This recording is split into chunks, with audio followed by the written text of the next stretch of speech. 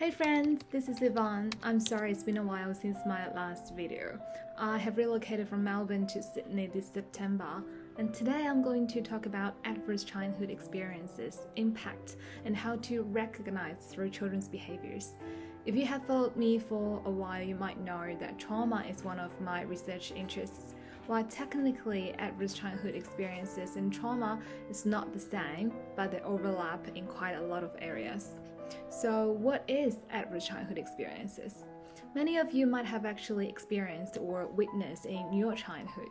For example, divorce, poverty, maltreatment, bully, abuse, neglect, domestic violence, either physically or emotionally.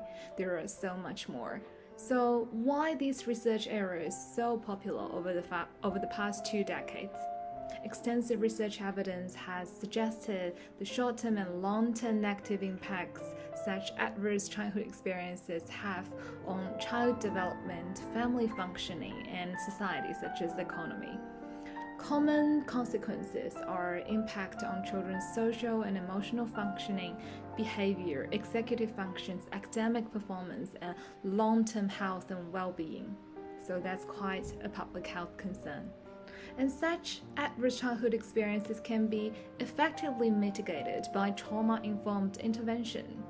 When we talk about trauma-informed intervention, we generally refer to if we can realize the widespread impact of trauma and understand the potential pathways towards recovery.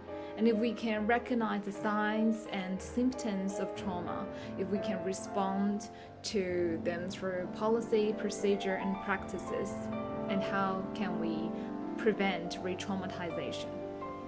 I wanted to help you know more about trauma and recognize this through children's behaviors today. I will make one simple example here. A common sign of a child experiencing or witnessing a traumatic event is that he or she or they might show somewhat insecurity, and these often ended up in challenging behaviors, unfortunately. When children face traumatic experiences like abuse or neglect, their brain adapts to help them cope.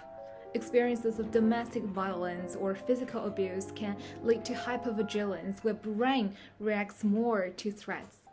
This can help a child stay safe in an early adverse environment, but it can cause problems in everyday, more ordinary environments. This is because their brain has the fight, flight, freeze, and fawn response. Here I will mainly explain fight or flight response in children's brain. Whenever the children's nervous system believes that they are threatened, either physically or emotionally, and it actually doesn't matter if they are truly at risk or not, they just have to believe it to make themselves feel safe. For example, if they think someone could attack them, they can be pushed into the fight or flight mode.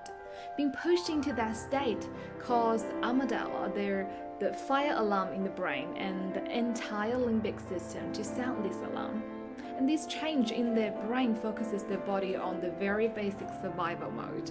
Therefore, they are very easily to react through big behaviors such as kicking, punching, hitting, just to protect themselves. I have met a child, I will call him Harry, not the true name, who were labeled fighters by his educators because he always hit other children even when they're just trying to be nice.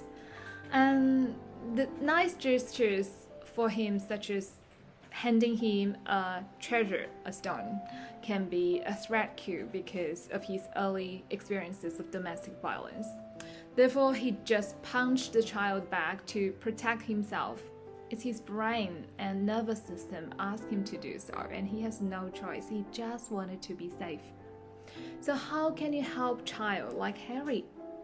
You need to have sound knowledge of childhood trauma. Understand that it's not their fault, and do not just label them fighters or biters, and do not simply blame them for being the bad child. And what you can offer is the care and support, a safe, supportive, and trusting, positive relationship, a stable relationship. No matter if you are the parents or teachers or family members or anyone really, you can help these kids by knowing more about trauma, spreading more, and offering more. I hope you liked today's video, and I will see you next time. Bye!